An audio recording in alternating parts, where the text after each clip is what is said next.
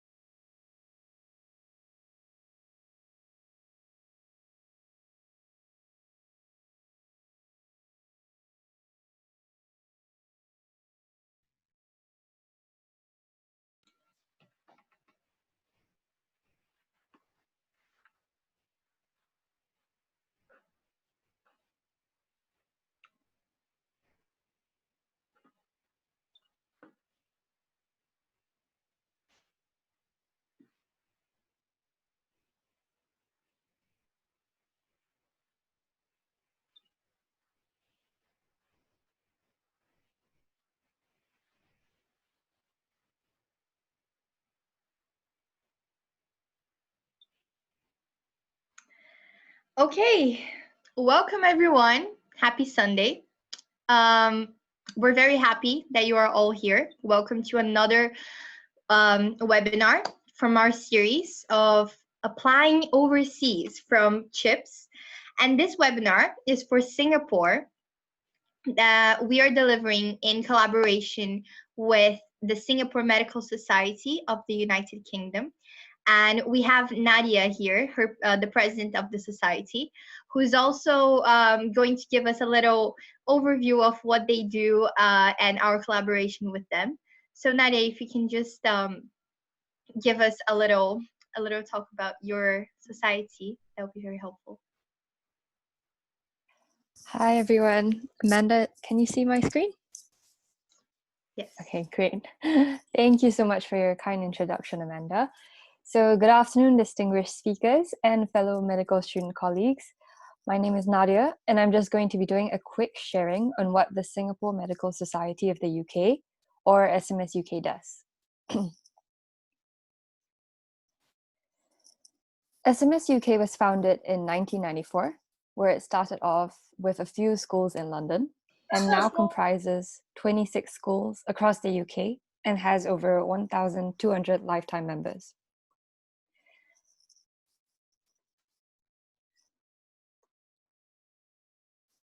Our purpose is to serve Singapore educated medical and dental students in the UK through career development, education, networking, and social opportunities. In terms of career development and education, we strive to provide up-to-date and consolidated information to help our members in their decision-making. For example, through events like our Freshers, Members, and Alumni Dinner, our Dental Dinner, and our annual conference in November. These aim to provide insight not just on working in the UK or Singapore, but also our conference is a collaboration with the Malaysian and Hong Kong equivalents of SMS UK. And here, we further touch on working in the US and neighboring countries such as Malaysia and Hong Kong. In terms of integrating back into our Singapore system, SMS UK hosts workshops such as an on-call workshop and webinars in collaboration with Singaporean healthcare clusters. We also host multiple different Asian language classes with a clinical focus so that we're better equipped to communicate effectively to serve a wider range of patients. SMS UK also provides networking opportunities within the medical student body and to alumni through initiatives such as our mentorship program and special engagement sessions with our local hospital clusters. This means we care for members from before they get to medical or dental school. For example, we have pre-university talks on how to apply to the UK, and care for members all the way to even after they qualify as doctors and dentists for their career choices, such as choosing a specialty. Last but not least, SMS UK is also proud of its social activities. Through fun events from Singapore to the UK and even Europe in recent years, SMS UK is truly a home away from home for many members. If you're a Singaporean or have been educated in Singapore and have not signed up, please do get connected on Facebook and the following social media platforms. Once again, thank you so much to Seth, Amanda, and the CHIPS team for this exciting and meaningful collaboration. I'm so excited to hear from today's speakers and won't keep us any longer. Take care, and I wish everyone here an amazing afternoon. Back to you, Amanda. Thank you so much, Nadia, for this great introduction. And as everyone can see, the Singapore Medical Society is a great opportunity to get involved, and everyone that's interested in applying to Singapore or Singapore doctors who are in the UK can get support from them. Just get in contact with them and their social events and all. Thank you so much, Nadia, for this introduction. Today, we have 4 amazing speakers to answer all of your doubts and questions about applying to Singapore. We are going to have then 4 presentations, and each speaker is going to give his or her presentation for about 17 minutes, and then they can answer 1 or 2 questions, but mainly we're going to have a focused Q&A at the end of every presentation. where all of the speakers are going to be answering your questions. So you all came into this webinar muted and with your cameras off, but of course you can drop your questions on the chat box. Feel free to just, throughout the webinar, any questions that you have, just put them there and we'll make sure we do our best to get them answered. I really hope you enjoyed this webinar. Our first speaker is Dr. David Young. And and he unfortunately has to leave a little bit early. So make sure that you drop your questions down for him throughout his presentation so that he can answer some of them after he's finished. So Dr. David Young is an international medical graduate from the Royal College of Surgeons in Ireland, and he graduated in 2017, returned to Singapore to work, and has been there ever since. Currently, a PGY3 SHO, he's studying for exams and applying for residency. He really hopes to one day repay his leave debt. So over to you, Dr. David Young. Hi, thank you, Amanda. So I'm David. Good evening. It's a bit late here. Not really from the UK. I'm from across the waters in Ireland, in Dublin, Ireland. So I'm just going to give you a brief overview of how to apply for work. Now, I have more or less written this talk mainly for Singaporean students, but if there are any other questions, please feel free to ask them and I'll try and get them answered in the chat box, all right? So I suppose one of the questions to ask is why work in Singapore? That's the first question. I think Singapore is a wonderful place to work. It's a world-class medical system. We have state-of-the-art technology, treatment. We are really up there pushing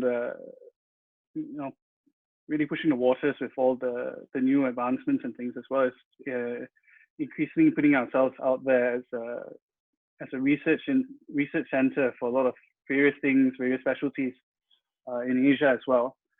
So coming back to Singapore, if you do come back, you'll be working in one of the 9 public teaching hospitals, of which 5 are centers of excellence and the other 4 satellite hospitals. They're all general hospitals with a wide range of specialties to care for our aging population as well. And I must say the teaching and the supervision has been excellent. One of the reasons I chose to come back to Singapore was that I didn't want to be a HO with 3 months of experience running an SHO call, which some of my seniors in Ireland ended up doing. I think another great thing about Singapore is the diversity. Singapore is made up of Chinese, Malays, Indians, Eurasians, and a lot of foreign people. And so you end up having to deal and learn how to deal with a lot of diverse religious, racial, and cultural backgrounds, which do affect your ability to treat them as well. And we have one of the most efficient systems in the world, so to speak. I mean, for locals, you know that if you need to see a doctor, you just walk into any GP clinic or polyclinic and you'll be seen by a GP or polyclinic in the same day. Admissions to the emergency department, if you need to get admitted from there, you're not going to be lounging around there for more than 8 hours or so.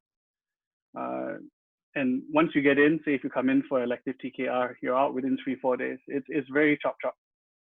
So the other thing is that the hospitals are all surrounded by areas with fairly decent food, and it's quite a nice and safe place. So I think some of the other things that MOHH has been trying to do to get people back, at least when I was M5, was that the HOs were getting a return bonus of about $10,000, and for SHOs or MOs about 20K. I think for non-residents, there's a housing allowance as well. So moving on. So just some statistics regarding some doctors in Singapore. So we have about 14,000 doctors in Singapore, of which 5,600 are specialists, and the majority of which do work in the public sector. We do have a very substantial amount of foreign trained graduates. Now, I don't know whether this is foreign trained graduates from medical school or it's foreign trained graduates as in, who have completed their residencies, specialty training, and so on and so forth, because the stats weren't detailed in that fashion. But we do have a substantial amount of doctors who have studied overseas and come back to work. As you can see, almost half of our doctors are foreign trained. Now, one thing to highlight for anyone who's applying back or who's intending to apply to work in Singapore is that MOH last year cut the number of approved medical schools that are allowed to practice in Singapore if you come back straight away. So I think it's important to go and look at those lists. They can be found on the Singapore Medical Council website. If you were accepted into medical school before 2019, you should still be considered under the previous list. This is from what I understand, because my cousin got into one of those ACTS universities as well last year. So he's still safe, apparently. But if you are in first year after 2020, I think you may not be considered. So, I mean, this affects us as well. My medical school, the Royal College of Surgeons, was also ACTS, despite having a very lengthy and rich historical heritage and substantial fame across the globe, but what have you. Another thing is that, just to give you an idea of the statistics of people who are applying. So we can see that every year we take in about 190 new doctors, the majority of which are obviously local, with about 50 foreign trained. I think we hire about 130 HOs and about 50 MOs who are from overseas. So they're cutting down the numbers, which is one of the reasons why they culled the amount of medical schools. That's something to keep in mind. And part of the reason is that recently they built a second medical school in Singapore, and they're now supplying about 50 or 100 more house officers to us every year. All right. So I've said a lot of funny terms as well in terms of who you'll be dealing with, because we don't just have one NHS which you apply to and that settles everything. We have the Singapore Medical Council, we have MOH Holdings, and we have the Ministry of Health. Now, if you are applying, you will be dealing just with the Ministry of Health. Ministry of Health Holdings, which is a HR company for the Ministry of Health. If that's very confusing, don't worry about it. There's just one website to go to. It's physician.mohh.com.sg. All right. The process is quite simple. So you need a basic degree that's recognized by SMC.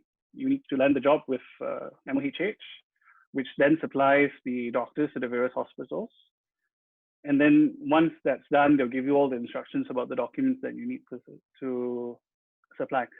Now, the application form is just on the website itself, and all you need to do is to fill it up and then send it in to MOHH.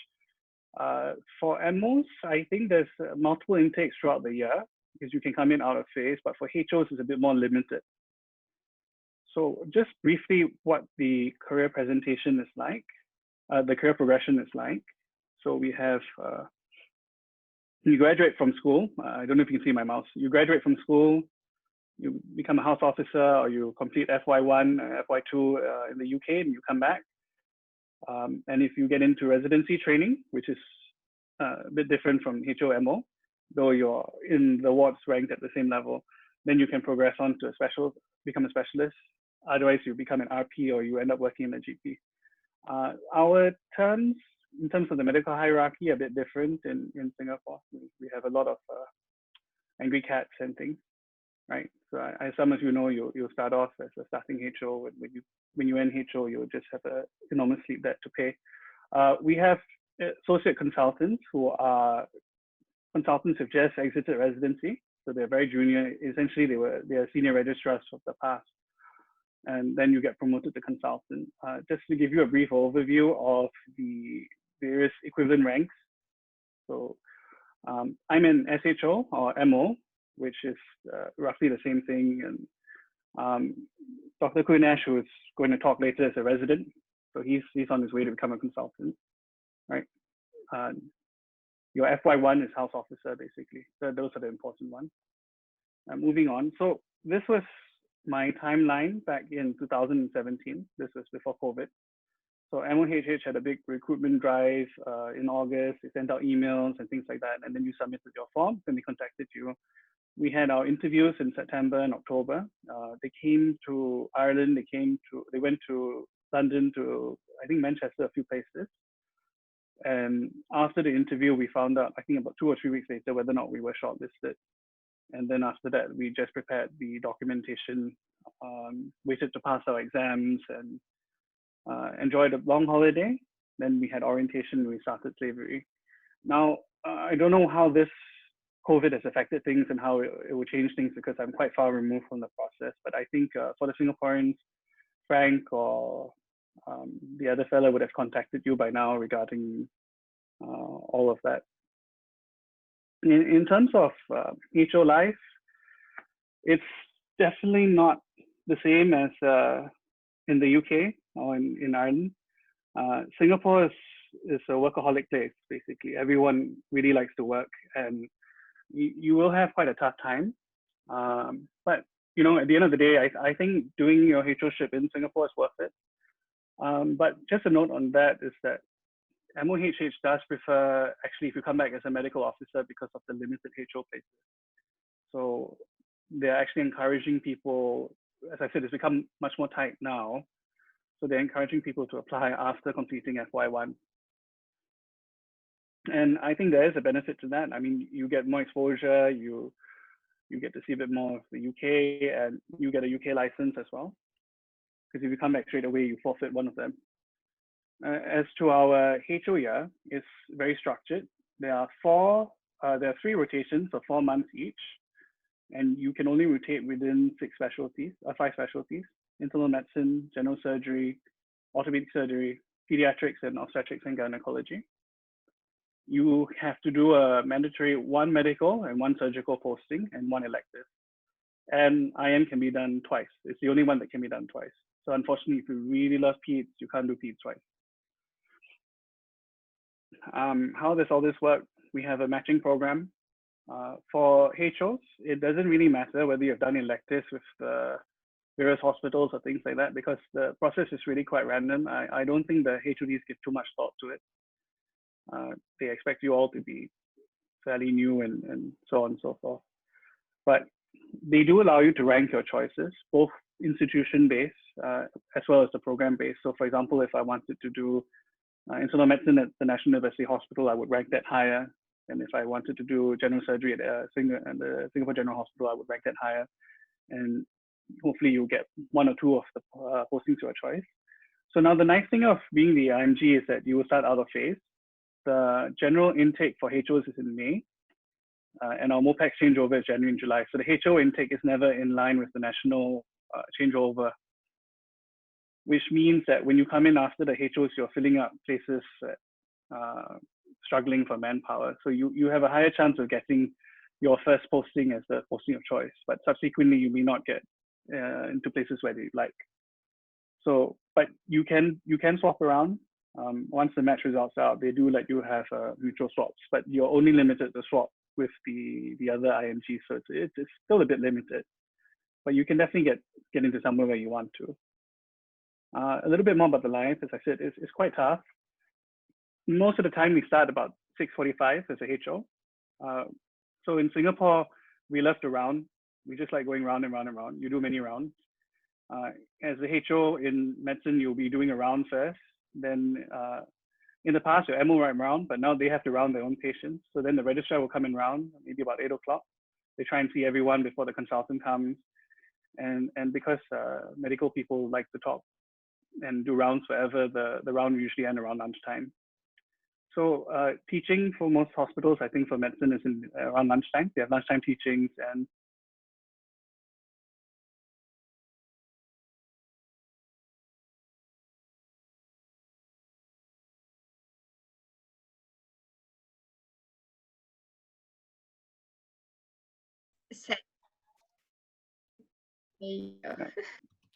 yeah.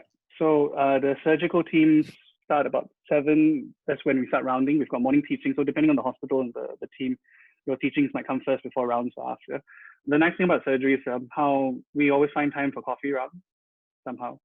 And then you basically are running the ward by yourself until exits. So that's HO life. It's going to be tough. You come across a lot of changes. It's a new system. It's definitely different from anything you've ever experienced before, but you get used to it and you make a lot of friends. You have fun along the way. Yeah, so that's pretty much my presentation. Any questions? I can open the floor to questions. if there's still time.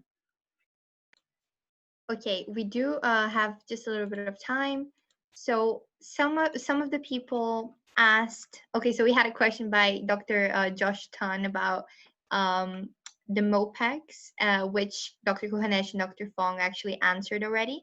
But a question from Bell to the speakers is, hi, I have a question. I've entered one of the medical schools, which has been removed. But later on, if the university is put back into the list, would it be recognized by the medical council, even if I entered in 2020 when it was removed? Thank you. Okay, so yes, it will be, but as to when that happens, no one knows. I mean, part of it is politics. They let Trinity stay on. No offense to anyone from Trinity, but I don't think that there will be a change to the list anytime soon, basically.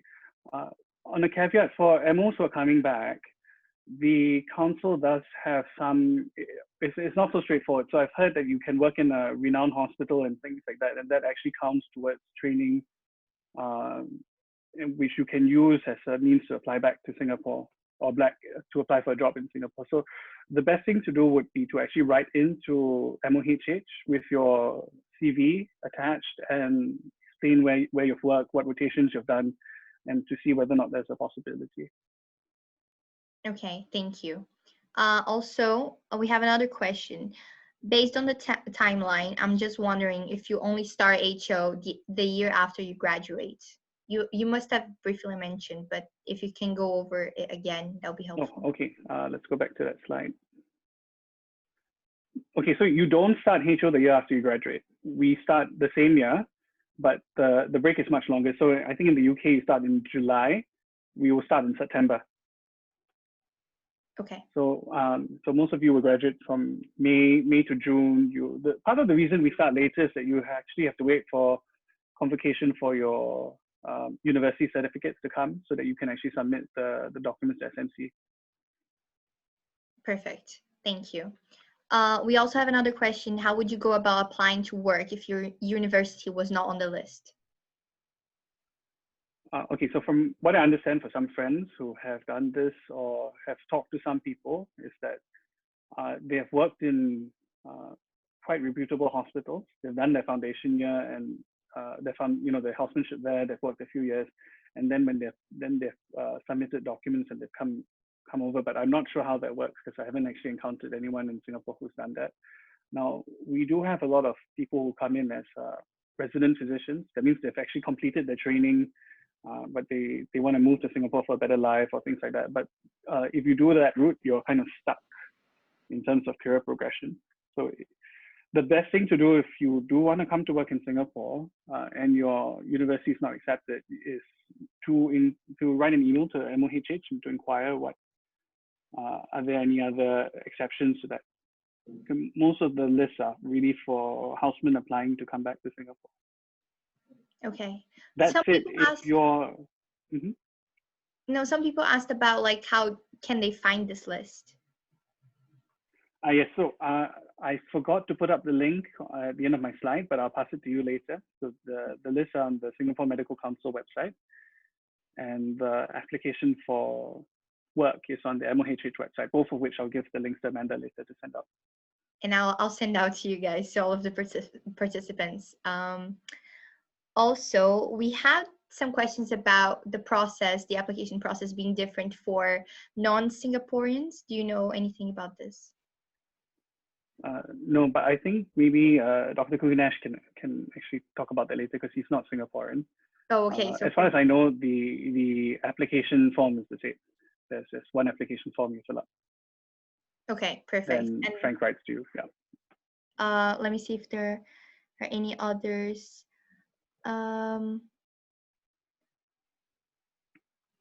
Yeah, I think we can answer some of the other questions later in the Q&A.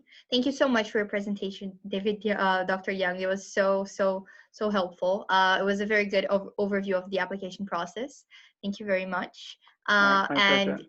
Yeah, if you are not able to stay, it's completely fine. And I think the other speakers can answer some of the questions that are asked either to you, they might know. If there are other questions that can be answered, I'll send it to you after the webinar is done, and then we'll send it to participants, your answers. Is that fine? Thank you. So we're gonna move on to the second speaker, Dr. Kuhanesh, and he's going to be giving a presentation about how to be a competitive IMG. Dr. Kuhanesh graduated from the University of Southampton with a Bachelor of Medicine and Bachelor of Surgery, and also a Bachelor of Medical Sciences in 2014. He went on to finish his 2 foundation years in the Northwestern Deanery before taking time off to teach in the University of Central Lancashire. I don't know. Yeah, Lancashire. For a year, where he obtained an associate fellowship in the Higher Education Academy, and he moved on to live in Singapore in 2017 to work as a medical officer, and eventually joined the preventative medicine residency. When he's now a year 2 resident. His most memorable posting was doing forensic medicine for 6 months, and he's very active on Twitter, guys, so you should follow him. It's over to you, Dr. Kuhanesh. Thanks, Amanda. So welcome to the talk on how to be a competitive IMG. So I assume everyone can see my screen. Let's begin. Okay, so my pathway, I think Amanda's covered a lot of it already. I graduated in 2014 and then did my FY1 and my FY2 years in sort of the Manchester Blackburn region. At that point, I already applied for Singapore and I knew that I was coming over. So instead of doing my core medical training, I took a year out to teach in UCLan, where I got my AFHEA, moved to Singapore in 2017, worked as a medical officer, did placements like cardiology, general medicine, where I was in all the different medical departments, and then did forensic pathology for about 6 months, which is very interesting if you want to do autopsies every day and see what happens when, what happens in crime scenes in Singapore. And a year ago, I joined the residency in preventive medicine. So I'm training as a public health specialist. And as part of that, I'm also doing my master's in public health part-time. So the big question is, why did I come to Singapore? And honestly, the main reason is very simple. It's because of my girlfriend. And so I'm not Singaporean, but she is. And she took up the pre-employment grant, which you'll learn more of by Dr. Jun Tan in the 4th talk. But basically, it's a scholarship. So she had to come back in Singapore, and therefore I did as well. But after we moved back, I proposed and she said yes. So she's my wife now and everything worked out. It's good. I also moved to Singapore because it's a lot closer to home for me. I'm from Malaysia, so it's very close by. And at some point in the UK, I realized that there's more to spice than salt and pepper. So in Singapore, we've got better food than you can get in the UK, but not as good as Malaysia. What others have said, the pay in Singapore is generally better than in the UK. We can talk more about it later at some point, because on top of your usual basic pay, you're also eligible for bonuses. You do very well, you can get like a 4 or 5 month bonus, that sort of thing. There's a possibility of a shorter specialization course. So most of the residencies are about 5 years in length. So you get into your residency, 5 years later, you come on as a consultant. And lastly, there's the perception of medicine being more advanced in Singapore compared to the UK, which I would agree with. Mostly just because the NHS, that it moves at a snail's pace because it's public funded, everything is free, like the UK, a lot of people still use warfarin for most like atrial fibrillations, whereas in Singapore, you get more and more hospitals using your novel anticoagulants, that sort of thing. So being a competitive IMG, first and foremost, let's talk about licensing exams or specialty exams. Generally speaking, it's not very necessary. Dr. David covered this very well. This is the chart that you're looking for. If you want to Google it, it's called the second schedule of the Medical Registration Act. Basically, if your medical school is on this, you are eligible to apply to work in Singapore. So people of Cardiff, you're in the bottom there, you're safe. You can apply. If you come from a different country, that's fine. Just Google the second schedule, look up your medical school. And if it's there, you're good. You're good. When it comes to specialty examinations, right? So someone has asked a question about MRCP, MRCS, that sort of thing. It's not necessary.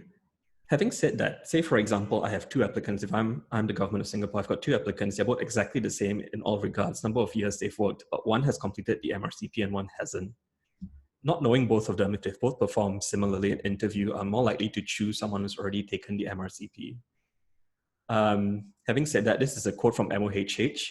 Even if you've done your MRCP, if you've done all the specialty exam in the world, but you're not a consultant, if you move to Singapore and you want to join residency, you're going to have to join from residency year 1. So there's a balance there between wanting to do your specialty exams, but also the amount of time you're spending in the UK before you come back to Singapore. So you have to think about the time investment as well. Research. Research is always very helpful because it also shows that you're very interested in a particular field. So for most people, if you know what field you want to go into, start early. Focus on your desired specialty. If you have an interest in, say, for example, ophthalmology, try and get involved in some research to do with ophthalmology. You know, speak to the consultant of ophthalmology, go to the School of Medicine, approach them, ask them if you can help. If you're like me, you probably don't know what you want to do in medicine when you're a medical student, and that's completely fine. So you can aim to do things which are a bit more generic. The advice I'd probably give is to focus on things like quality improvement audits. You might look at it and think, well, a QI audit doesn't sound very fancy. You know, it's not like a huge research. That's fine, because at the end of the day, you also have to think about these few things. If you do a QI audit, for example, it's important because it helps improve outcomes for patients, for the staff, and it improves the overall efficiency of the hospital as well. So a QI audit is something that you can do very quickly, and it sort of buffs up your CV as well. The thing to remember, if you do things like audits and QI audits, always close the loop. Now, if you have trouble imagining what I mean, let's go through a very quick example. So when I was a foundation year 1 doctor, my FY2, Dr. Nathan, did this Friday's checklist audit. If you've not heard about it before, the Friday's checklist was done by, I believe, Lewisham Hospital a few years ago. And if you're in your clinical years, you'll know that when you're on call, you're going to get bleeped and called by the nurses for a lot of things which should have been settled by the primary team before they left for work. So the Friday's checklist looks like this. It's a list of things that you could, that we've implemented in Blackburn Hospital, right? These are the things that the primary team should have done before they left for work. Prepare for the phlebotomy, like, you know, take the bloods from the patient, rewrite the drug charts if you're still using physical drug charts and it's coming towards the end, this sort of things. So what we did was, this FY2, he told all of us who were on call over the period of 4 days to just write down what we were being called for. After that, he made this graph. He went around to these 3 wards, C6 to C8, told all the nurses, you know, these are what we're looking out for, told all the doctors that this is a checklist, try and follow it before the end of your day, every day. And then a week later, we redid the audit, and then you just graph it out. And there you go. In what is basically a week's worth of work, and it was work that he passed to us F1s anyway, because we were on call and we did all the work. So he just tabulated data and he made a checklist out of it. So this final graph that you see here, this is him closing the loop. The first audit was seeing what the rates were like. The second audit was him telling all the doctors, do this Friday's checklist. And then you close the loop by comparing the differences between the two. On top of that, when the nurses called us, he also told us to note down whether or not they would pass on their information to us via SBAR, you know, your situation, background, assessment recommendations. And because of that, he got 2 audits for the price of 1. So nice and simple. So that's research, if you don't know what you want to do in terms of your specialty. Next, teaching. To me, I would say teaching is very important. Always teach everyone. If you are a second-year medical student, teach the first year. If you're a third year, teach the first and second year, teach the people within your year. And there's 2 main reasons I say that. Number one, it truly helps you grasp a topic. Say, for example, you're teaching someone how to interpret an ECG, and you tell them the difference between ST elevation and ST depression is the difference between a transmural infarct and a subendocardial infarct, how deep the infarct is. And then they ask you why. If you can't answer that question, it means you've not truly grasped the topic yourself. It means that you've memorized what you're supposed to know, but you don't know why you're memorizing it. So teaching is a good way to learn how to grasp a topic. It benefits everyone around you. And at the end of the day, we're in a field where we're trying to help everyone, and that includes your fellow medical students. For the purposes of being a competitive IMG, the good thing about teaching is that you can then get objective feedback. How do you get objective feedback? I've got a sample here of a feedback form. So the first few sort of feedback columns, rows over there are objective markers, right? Strongly agree, agree, neither disagree or agree. If you're a statistics person, you give teaching over the course of your few years in medical school, you can use the first few sections and then you can have quantitative data. The last few sections, that's the area for them to write back in a subjective manner. So you can then do qualitative studies with that as well. So this will look very impressive if you're trying to present it to someone and say, I've done a lot of teaching and this is proof that I've taught people and they also like my teaching. On top of that, it also tells you how to be a better teacher.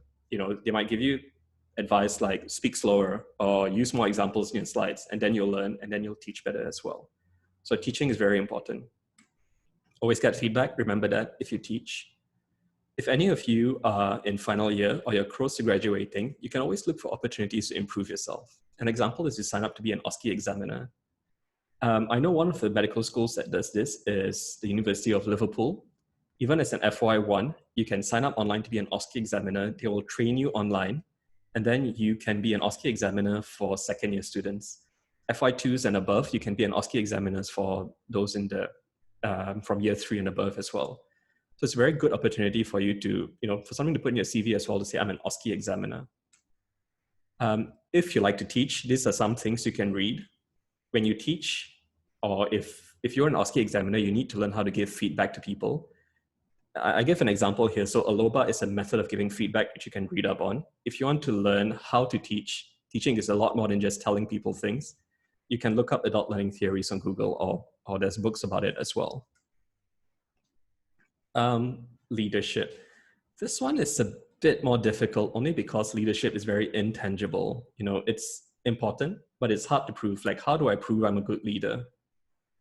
So if you were to ask me, I'd say it likely commands a lower weightage in the selection when they look to selecting international medical graduates.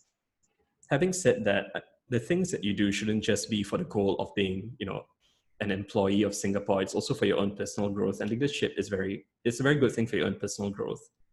So if you've been doing the things that I mentioned before, if you've been spending your time trying to engage in research, you've been spending your time teaching people, it shows that you have initiative, which is a part of leadership anyway. So these sort of things can all tie together. There is a caveat here. So in Singapore, a brief sort of history, Singapore's divided into 3 clusters. Each cluster has its own set of hospitals and community hospitals, and they all employ their own residents. So one of the cluster is called NUHS, which is the National University Health System. This particular hospital is very big on leadership. And what they do is, if you join the National University Hospital as a resident, in your first year, everyone gets sent off to do outward bound school for 4 days and 3 nights to train you as a leader. And they also offer dedicated coaching sessions to all their residents so that you can learn how to be a leader. So they do put a particular importance of that. As proof, this is my friends and I, in the little raft that we made. We had to go out to sea, row it there, get a flag and come back. And our ship is called the SSRI. Electives. Someone asked about this earlier. The difficulty with electives is that impressive electives don't count for much. By which I mean, you can go to some of the best hospitals in the world and all that, but they don't count for too much. Because at the end of the day, to me, I think different people will give you different perspectives on this. Some of the program directors that I've spoken to, the people who hire doctors from overseas, one of the things they want to look out for is a name that they recognize. Because at the end of the day, you have to remember that human behavior is involved here.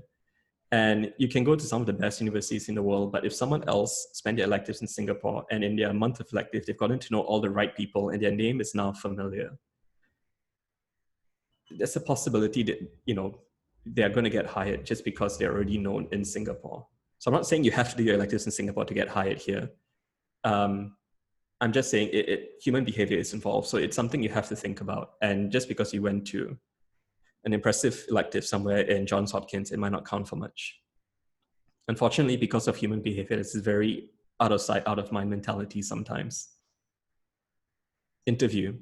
A lot of you are asking, what is the process like for non-Singaporeans or non-residents? It's exactly the same. If you're in the UK, at least this was pre-COVID, you apply and then there will be an interview. Back when I was in the UK, the representatives from the Ministry of Health would come to the UK twice a year, to London and Edinburgh, and they would conduct the interviews in the UK itself. Since I've left, I know they've reduced it down to once a year, but I'm not sure whether it's going on now. This interview makes a big difference. If you've done well in everything before this, but you go to the interview and you don't do well, you've basically lost your chance of coming to Singapore, at least for that year. You can reapply as many times as you want though. So I would say this is probably one of the most important parts if you want to come to Singapore. Prepare for the interview. And I can't vouch for house officers, so I applied as a medical officer, having worked in the UK for 3 years. What happens is you go in, there's a panel of about 3 to 4 senior consultants in there. They will look through what placements you've done before, and then they'll basically give you a viva. So think about it as a very difficult OSCE station. But they'll start giving you case scenarios, they'll give you ECGs, they'll give you blood results, and you have to interpret everything. And they'll basically keep asking you progressively more difficult questions just to see how far they can push you. So this is very difficult. And if you're going for the interview, don't expect it to be a very friendly, hi, how are you doing kind of thing. Think about it as a proper test of your ability as a clinician. So prepare for this and prepare well. I'd probably say prepare for some reasons as to why you'd like to work in Singapore. Sometimes they will ask you this, and I have no idea if it makes a difference or not. But one of the things I will say is, and I've spoken to a few people in MOH about this, one of the things that they do consider is what are your chances of leaving Singapore if you come here? So if you are a foreigner and they feel like you perhaps will have some difficulty in adapting or assimilating to the culture in Singapore, so you're a bit of a flight risk, shall we say, that you might leave Singapore after a couple of years, then your chances actually go down a bit. So there's not much you can do about this. So a good way to sort of counteract this is to prepare some solid reasons as to why you want to work in Singapore. And when they asked me why I want to work in Singapore, my actual answer was because my future wife is going to be there, so don't separate us. It seems to have worked out. But don't try that. I don't know if that'll work for everyone. Okay, so let's look at some charts. Dr. David talked about this SMC annual report. You can Google this. Every year they'll release an annual report where they'll give you statistics about the number of doctors that are currently working in Singapore, and they divide them into SC, which is Singapore citizens, PR, permanent residents, and NR, non-residents. So what I've done is I've gone through the last few years' worth of report, and I've charted it for you. So say, for example, Singapore citizens. This chart is looking specifically at the number of Singapore citizens who are foreign trained. So people who have been trained outside of Singapore. You can see the number is going up over the last few years. PR number is going up as well. But for non-residents, it went up and then it's going down. Now there's a few caveats here. The data between PR and non-residents are going to be a bit mutually exclusive because you have people who are coming as non-residents, working here for a few years, applying for a PR-ship. So if you become a permanent resident, then your status switches from being a non-resident to permanent resident. So your number goes from one column to the other. Having said that, Dr. David hit the nail on the head when he talked about the fact that we have more medical schools now and there's more focus about wanting to hire locals. So it's not impossible to get into Singapore, but you have to be aware that they're focusing a lot more on bringing in Singapore citizens rather than non-residents now. So you need to be realistic about your chances. The one thing that we can't predict is the fact that in 2018, a new hospital was opened, so that's Sengkang Hospital. And we have one other new hospital that's to be announced that's opening somewhere in the east of Singapore. Now, the hope is with new hospitals opening up, they are going to need to bring in more doctors, but we just have to wait to see what the numbers are like. A quick sort of talk about what a competitive specialty is looking for. And in honesty, it is very much the same things. It is whether you've done specialty exams. So if you want to be a surgeon and you've done your MRCS, that's a good thing. Whether you've done research, whether you've taught a lot, whether you've got leadership. I'll just go to the next slide first. The extra things is whether or not you're a citizen. You won't find this on Singapore websites, but if you are not a citizen and if you're not a permanent resident, it is very, very, very hard to become a resident. This is because of their internal policy from MOH. So you can still come in as Singapore, you can come in as a medical officer. After you've worked for maybe a year or 2 years, you can apply to be a permanent resident and then apply for the resident training program in Singapore. If you're not, I'll be honest, it's very difficult. Secondly, this is my tip, get to know the program director. Ultimately, when you want to join the residency program, which is a specialty program, it's a once-a-year application process. you apply online, you rank the specialties that you want. I think you can only choose 2. And then the program director who, say for example, program director of public health, he sees the name of all the applicants and he ranks them as well. So if you know the program director and the program director knows you and your name, there's a higher chance he's going to rank you well. What I did was, when I came to Singapore, the first thing I did was I emailed the program director for preventive medicine, told him I was very interested in public health, met up with him over a coffee, and we just spoke about public health, my experiences in the UK. And over the next year or so, I just kept in contact with him. So that when it came time to apply for the residency, he already knew who I was. So that is a very helpful thing to remember. You can still email the program director even if you're not in Singapore yet. You can look up the residency that you're interested in online in Singapore, and they'll always list the email for the program director. So you can tell them, I'm interested. If you want to ask questions, you can ask them. Usually a lot of them are very open to answering questions because they want to hear from residents who are interested in the specialty. And because of that, if possible, try and aim to do a placement in the corresponding hospital. Say, for example, you want to be a ENT specialist and you want to do it in a particular hospital, then if you're coming here as a medical officer, aim to do your medical officer placement in that hospital. So you work with the consultant that's actually going to be choosing the residents. At least then he's going to be familiar with you. He knows what he likes about you, and it increases your chances as well.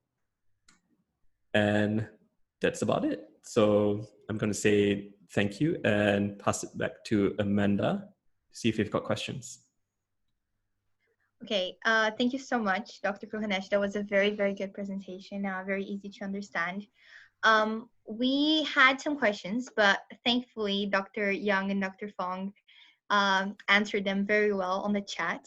Thank you. We did have a question about like the disadvantage of being a non-Singaporean, and you mentioned the risk of them thinking you're gonna leave after, and you creating good reasons in the interview to make sure they know you want to stay.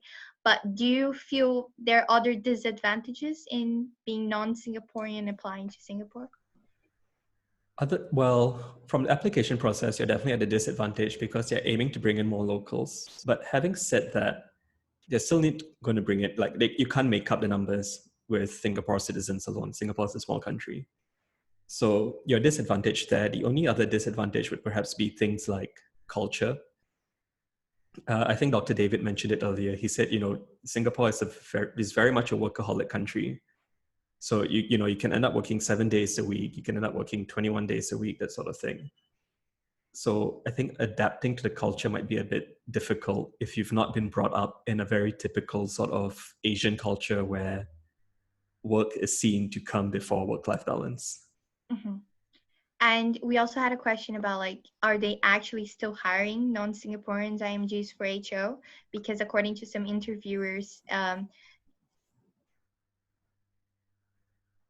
Lucas has spoken to, they aren't likely to accept them, including Malaysians, even for an interview.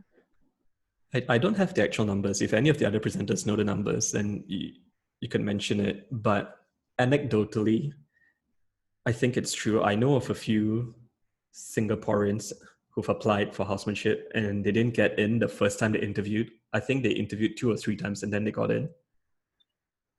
Okay, but so it's hard but not impossible. Yeah, it's hard but not impossible. So I would say prepare hard for the interview is probably going to be one of your best chances because you need to stand out from everyone else that's applying. Okay. Can I chip in there? So when I applied, they were already trying to cut down the number of HOs coming back. Just to give you how fast this happened. So the year after I came back was the first year that Lee Kong Chen students graduated. So they added another 50 or 100 students to the HO pool.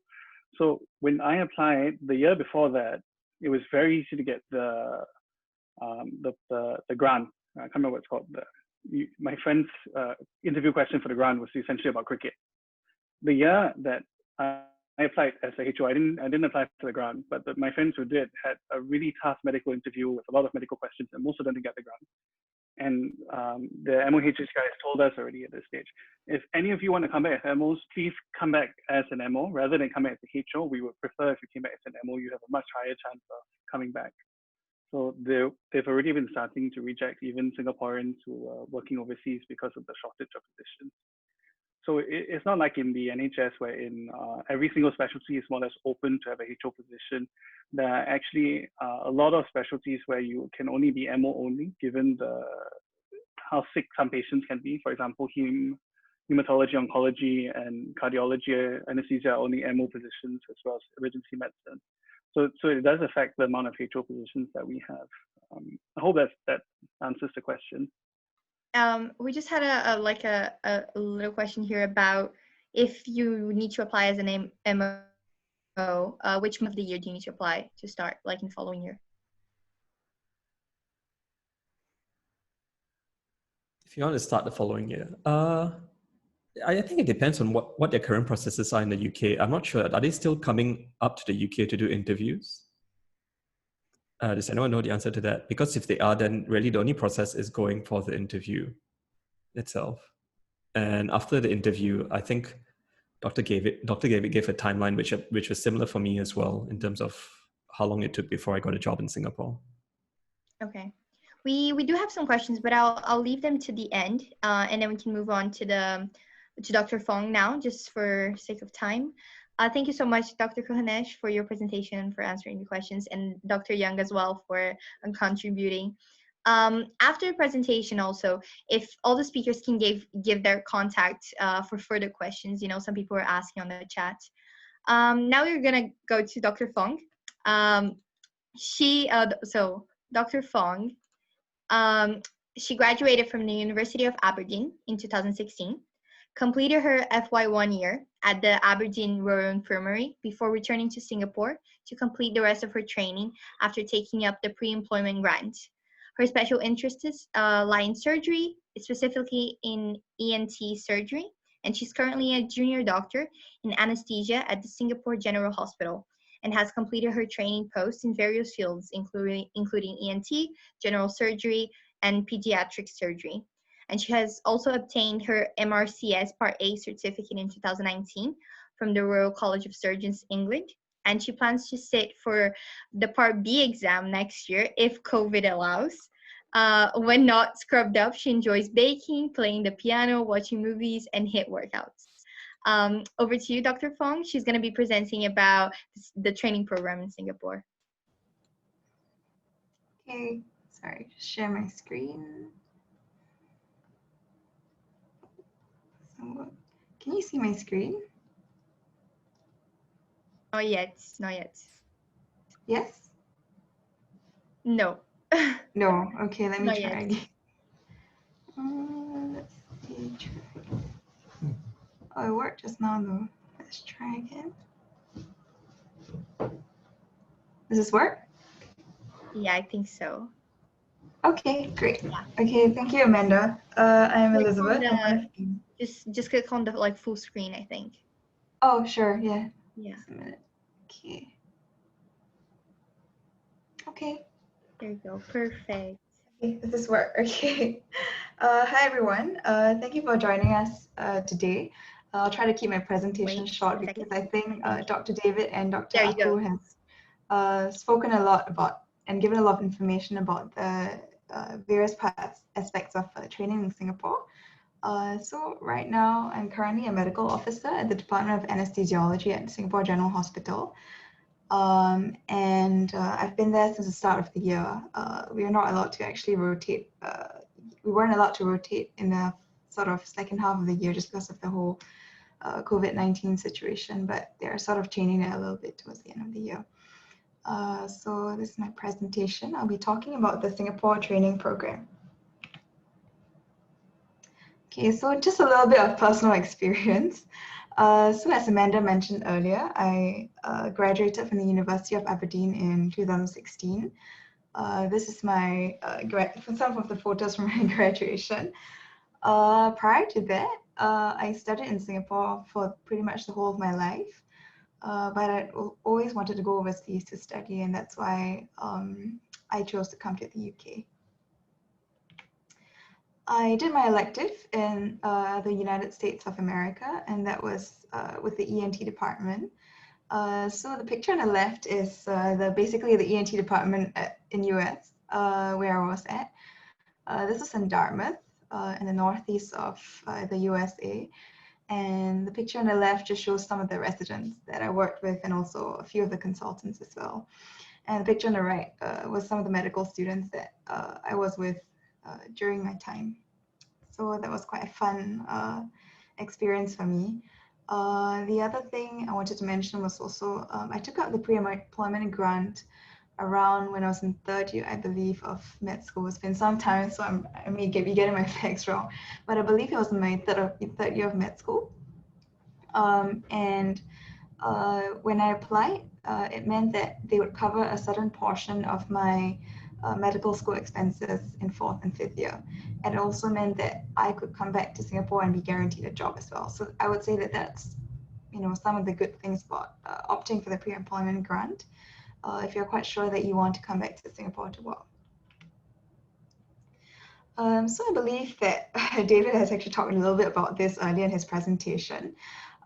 Just to keep it a little bit more simple, because I'm not sure how much most of you actually understand about the Singapore sort of medical training program. So the first year after you graduate from medical school, as most students from the University of NUS or other local universities in Singapore would become in the first year as the house officer, which is the equivalent of an FY1 in the UK. And subsequently, after you've finished your house officer year, providing all your assessments have been fine, you then become a medical officer. And this, like David mentioned earlier in the chat, there are sort of two ways as to how this can then progress. So one of the possibilities is that you can actually end up just being a medical officer for pretty much many, many years. I have known some people who are doing it for 10 over years, for example, and they're still rotating in hospitals. And once you become a medical officer, the other sort of path that you can take is then you can apply for a specialty program, which is the residency program. And then that takes you to become a resident. The other alternative of sort of becoming a resident is basically being a resident in your house officer year, but that's sort of a thing of the past because now they no longer take medical students to become residents. So this is probably not relevant anymore. And the other sort of alternative after you become a medical officer is to become a resident physician.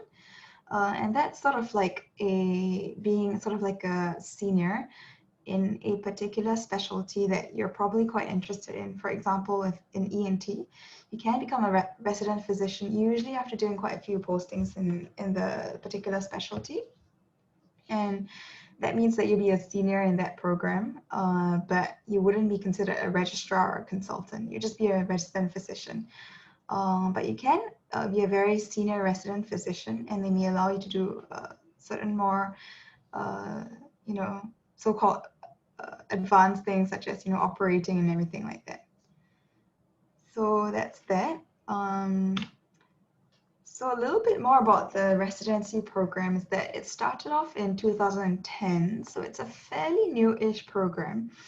It's considered somewhat of a run-through program, meaning that once you get into a residency program, it kind of means that you're sort of set in that program. Not many people, although you can, actually leave the program halfway, for example, if they're not, if you don't feel like it's a good fit for them, for example, even after doing a few years in it, or they think they may want to do something else. So I do know a few people who've actually left the program halfway just because they didn't like it, but that also means you have to start from the beginning. It's also run under different sponsoring institutions, which I'll talk more about in my next slide. And for example, often quite a common sort of or popular program that people apply for is the internal medicine residency. Different residency programs have different sort of timelines. So for example, for the internal medicine residency, it's usually 3 years of what you call general medicine, and then followed by 3 years of a subspecialty program. And some people, even after 3 years, they may decide that they don't really want to subspecialize into internal medicine subspecialty. and they can actually just go on to become a general practitioner, for example, but I'm not too sure the exact details of how that works. And if should you wish, you can actually progress to become, say, for example, a cardiologist, but you would have to do another 3 years at least of that subspecialty. For most of them, it's about 3 years at least. So all in all, that would take you at least about 6 years of residency program. And this is after you've applied for it. So the pathway in terms of your career progression is, during your residency program, you just be a resident. You can become a registrar, which is also a senior resident, but that's also sort of during your 5-6 years of the residency program. And subsequently, you then take your exit exam, and then you become an associate consultant, and subsequently a consultant or a senior consultant. And like I mentioned earlier, each subspecialty residency program is slightly different. So for example, orthopedics, ENT, they run under sort of like a slightly different program. And for that, you would have to apply directly into the actual specialty rather than applying for example, surgery in general, and then getting into a specialty, like I believe how it is in the UK. Correct me if I'm wrong.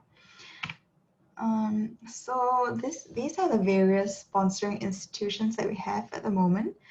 Right now, there are 3 main sponsoring institutions.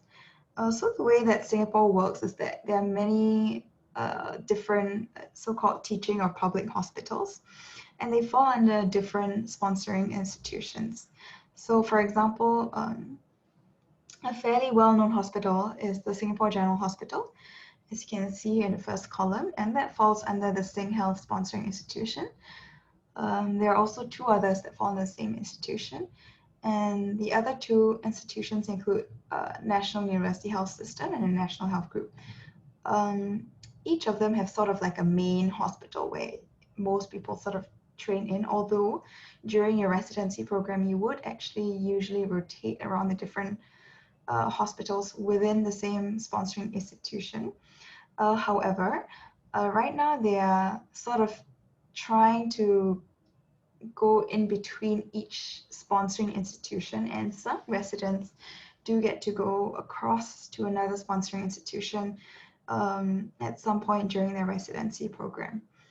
For example, somebody in NUH studying to become a neurosurgeon may spend some time in, for example, Tan Tock Seng Hospital at the neurosurgery department.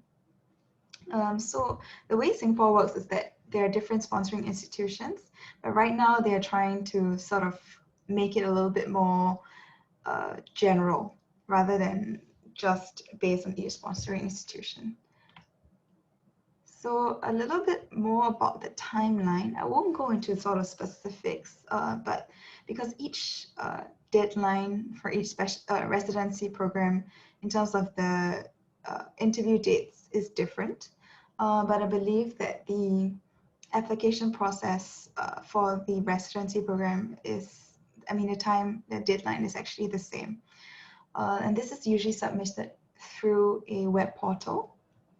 And then subsequently, based on the actual specialty that you wish to apply to, the interview dates and time are arranged. And the timeline of this is usually you would apply on the portal sometime around August to September. And then the interview dates are subsequently within September to October. And then after which you would get matched to the different sponsoring institutions based on your ranking and also based on the ranking that each program director has sort of ranked you. And generally, how it works is that they would usually rank you a little bit more favorably if you've worked in that particular hospital, for example. And if you are successful, then obviously it's great, and you get a training placement in hospital subsequently. And your residency program usually starts the following year. Okay, so a little bit about the work culture and the healthcare system.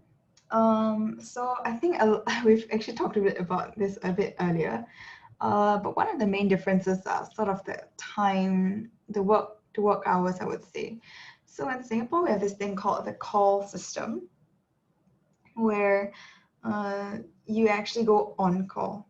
And what that means is that generally you would have to stay in hospital for Say, for example, if you're put on call on a Monday, you would probably have to stay in hospital all the way until Tuesday, until your call ends. And each call is usually about 24 hours, although this is varied depending on your specialty and depending on each department. So, for example, when I used to work in ENT, it was a 24-hour call system, so it was 8 to 8. And then subsequently, you would have to stay back for the rounds. And then the rounds would take you maybe until sometime in the morning. And then you may have to help out in the operating theater or go to clinic. So usually you would go so-called post-call, which means you would finish your call or your work basically at about 3 p.m. And then you head home, get some rest, and then go back to work the next day.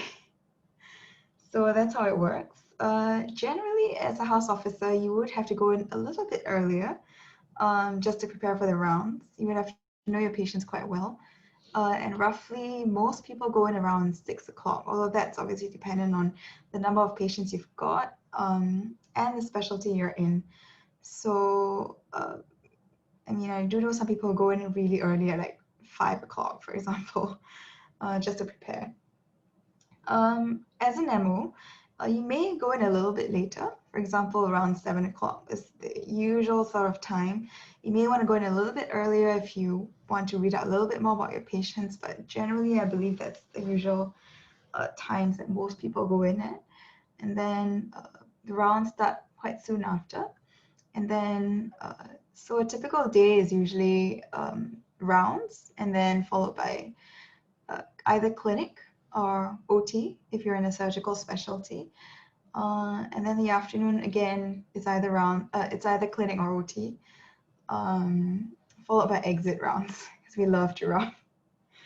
And like David mentioned, sometimes there's usually the intermittent sort of coffee break in between, which you can sort of spend some time chatting with your bosses. And that usually takes place after rounds. So sometimes even after exit rounds as well. So it's a good time to sort of, get to know your colleagues a little bit better. The other thing I wanted to mention is also the thing about the SI system, the sponsoring institution system, versus the deanery system, which I believe is what the UK has got. So in the UK, you've got like the Scotland deanery, the North of England deanery, I believe, and various deaneries which you sort of apply to when you're applying for your FY1 posting. Whereas in Singapore, I'm not too sure about applying for it as a house officer because I don't have that experience myself. I actually did my FY1 in the UK before coming back to Singapore. But when I applied, I was already sort of granted a job because of my pre-employment grant. And because of that, I was just sent a form saying, please rank your choices. And I didn't really have to subscribe to a particular sponsoring institution. I could just say, for example, SGH ENT, and the next choice maybe Tan Tock Seng ENT. So it didn't really matter for me. And then in the UK, you have the NHS system. In Singapore, we don't really have a name for our system, but generally most people train in fact, all people train in a public hospital. And after they sort of graduate or they exit their residency program and become a consultant, they may then decide to leave the public health sector and then become a private consultant. So this brings me to my next slide. Why Singapore? I think we've touched on a bit on that earlier on.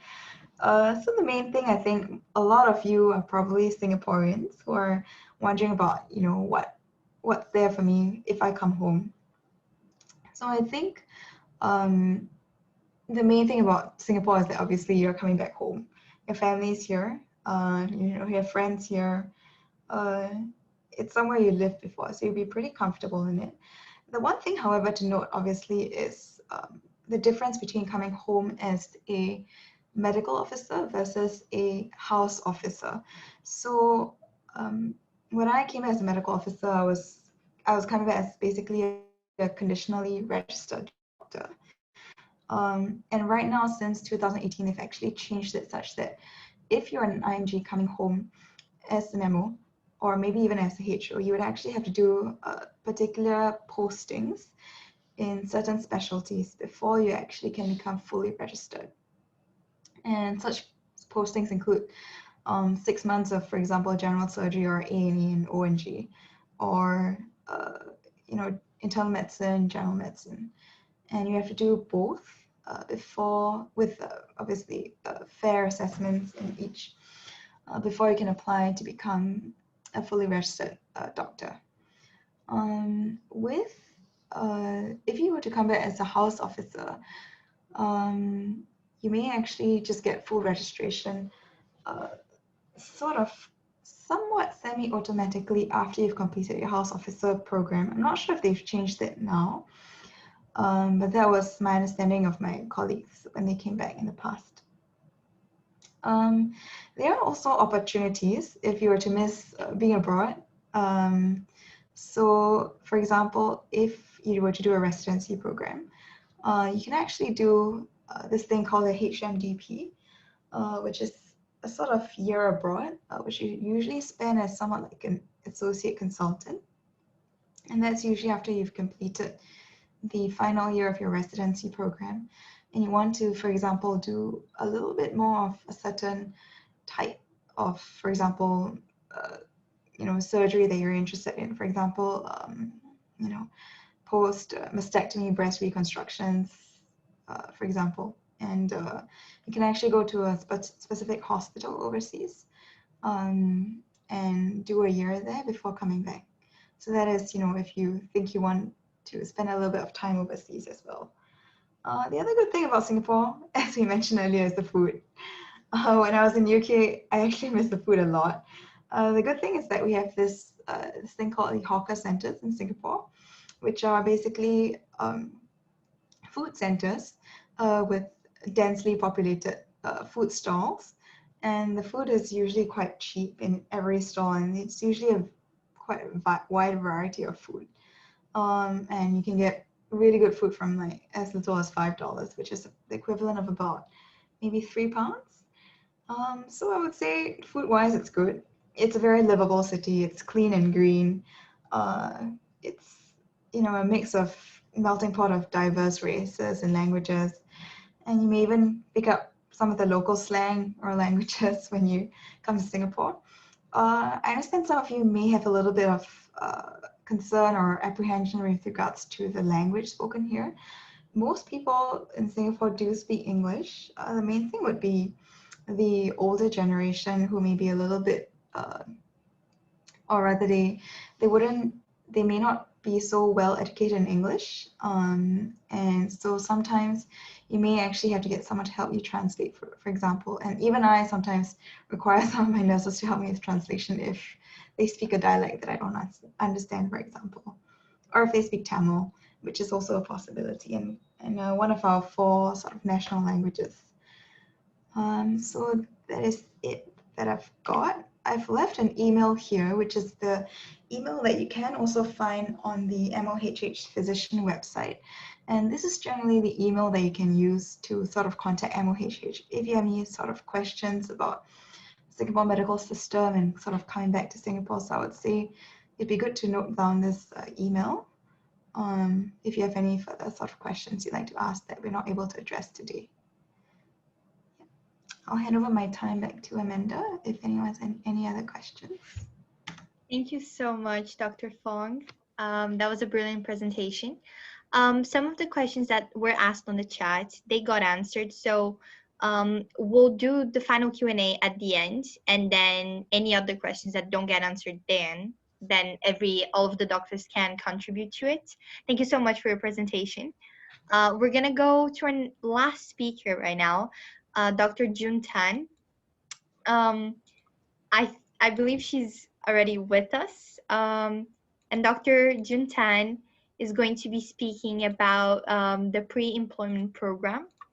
And Dr. Jun Tan graduated from the University of Leicester in 2020. And she's due to start work in Singapore as an HO this September. So she has a different perspective to add because she's just like going to Singapore just now. So Dr. Tan, if you are here and if you're able to share your slides. Yes, she is. Let me just get to screen sharing. Hi, everybody. Right here. Okay, and share. Whoop, not what? Sorry, that didn't work. Oh, that's present. Okay, can you all see that? Yes, thank you. Thank you. So hi, everybody. You can call me June or Jin, and just a little bit of an introduction. So like what Amanda said, I graduated from University of Leicester, and I'm going to start quite soon at Tan Tock Seng Hospital as an HO. So it can be quite informal, just shout out any questions if you need to. So what is the PEG? It's known as the Pre-Employment Grant, and it's essentially a scholarship that's awarded by the Ministry of Health. And they'll cover up to a certain percentage of your university fees per year. So from what I understand, I think it was 60% per year. And again, how many years depends on which grant you get. I'll explain later. Or it would be a maximum to 1,500 up to 3 years. You can either apply for a one-year grant, meaning let's say if your course is 5 years for medicine, you apply while you're in your 4th year, and they'll cover the school fees for your 5th year. And it means you're bonded to work with the Ministry of Health for 3 years after you've graduated. If you apply for a 2 or 3 year grant, then you just apply earlier on when you're in medicine, and then you have to work in Singapore for 4 years. After that, you're bonded to work with them. A key part of this is it's most relevant only when you started your clinical years. So you've stopped your theory and you're now learning in hospitals and clinics, because that's when you start to fully understand the workings of being a doctor in hospital, and the interview questions are very much tailored to that. And they also want to see what your character is like as someone who's had experience in clinics, not just when you've been into just studying books and things like that. That's why you can only apply when you've for like a 1 year or 2 or 3 year grant, because they want you to be done with your theoretical knowledge first. Yeah. Next big question, how do you apply? This is the website that you can go to get more information, and I think we'll get the slides after this. I'll send it over. Also, I just literally Googled pre-employment grant Singapore, and you'll get the website. Yeah, it's very easy to find. This is what it'll look like, and that's the tab. It'll take you straight to this page. Tells you a little bit more about the pre-employment grant there. What I've said is just a repetition of what they have there. Then you can click on application, which will then, and if you scroll down to the page of application, you see these 3 sections, and you pick the one that's relevant to you. So you guys are in Cardiff, so it would be this one. I took this screenshot just during this month, and if the information regarding 2020 medicine applications will be published in August 2020, that is now, and they haven't, so I'm not sure. But you can expect, I think because of COVID, they might be delayed, but also they're very open to queries, so you can always just email them, and they'll keep you up to date as well, the admin staff. Yeah, they're really friendly. Okay, so that's one thing that I wanted to highlight. The next thing on the page for application, I wanted to explain because it confused me at first, was when it says applicants are required to appoint 2 sureties. So what is a surety? It's essentially someone, because Ministry of Health is going to cover some of your uni fees and you're bonded to work with them, they want to make sure that you don't bail, because it'll be a waste of the money. Either that, or they say, okay, you can appoint 2 people who will then compensate, the financial losses on your part if you happen to break the bond.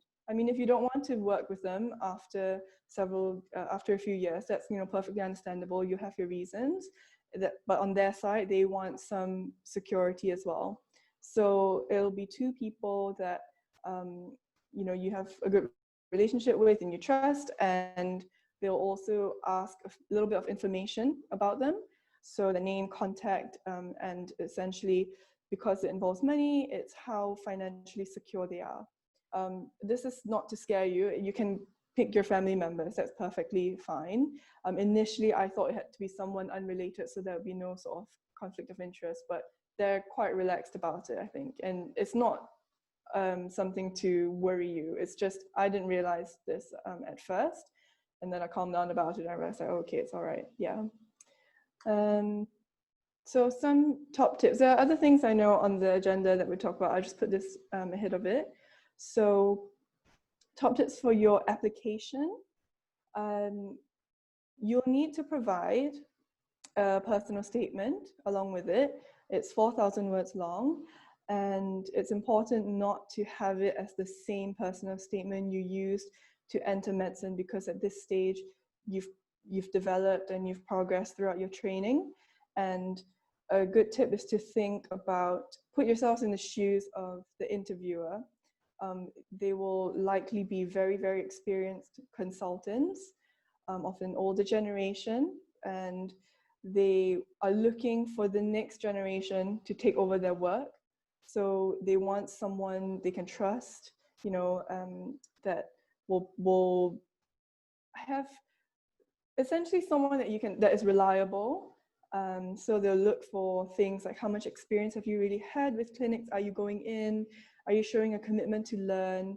And also, are you being humble about the things that you've seen or done?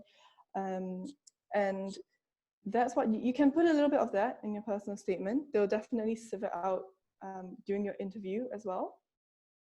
So it's fixed. Well, by the time it got to me, because they've done several stages of it, they found a way that they like to conduct their interviews. And this is what I was told as well, is that they like to start off with a patient case study.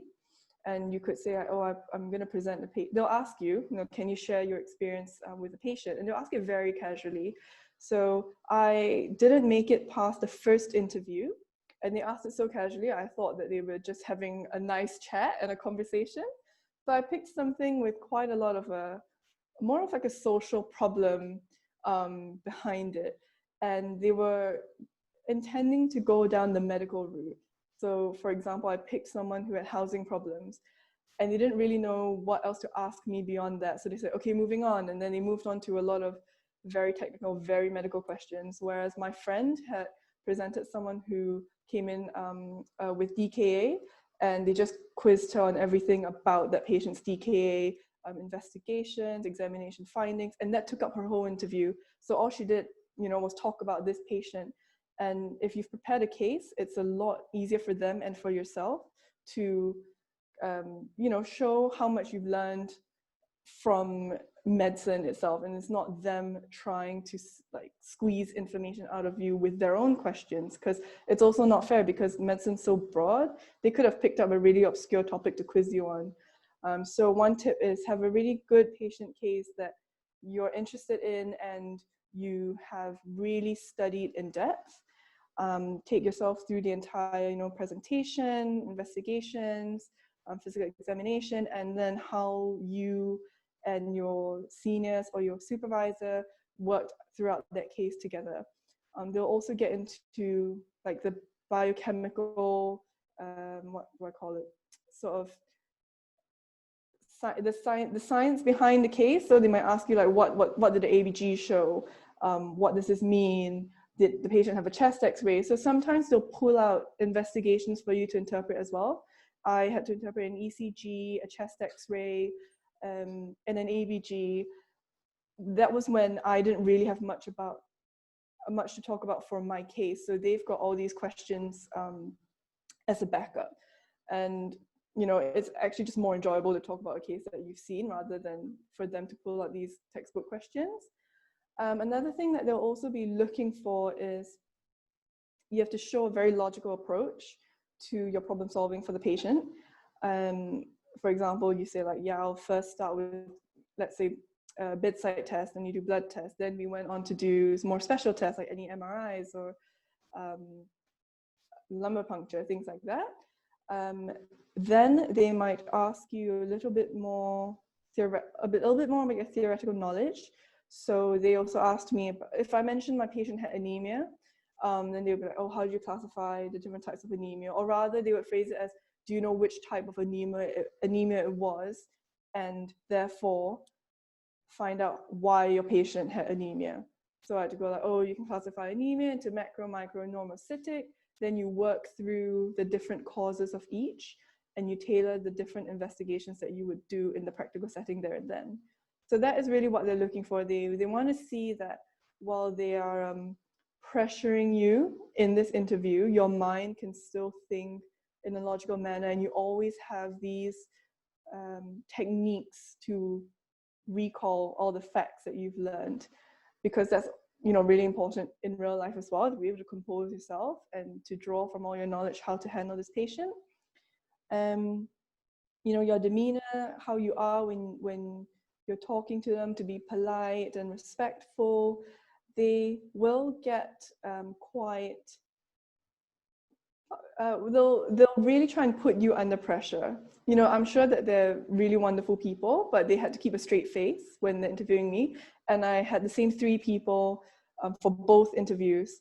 And, their expressions didn't change from one year to another. So it must have been that technique. And sometimes they'll break a little bit because you can tell that they've warmed up to you, but they also don't, they just want to make sure you can handle the pressure. Don't be put off by that in your interview. It is very easy to be a little shaken, but once you learn how to compose yourself, that's also what impresses them. And never be afraid to say, oh, I don't know about this, I'm really sorry, but I'll go and check it up. And you can also mention that you can check hospital guidelines, because it's very specific to each hospital. And that's not a wrong answer as well. Yeah, they just want to know that you're resourceful in finding answers.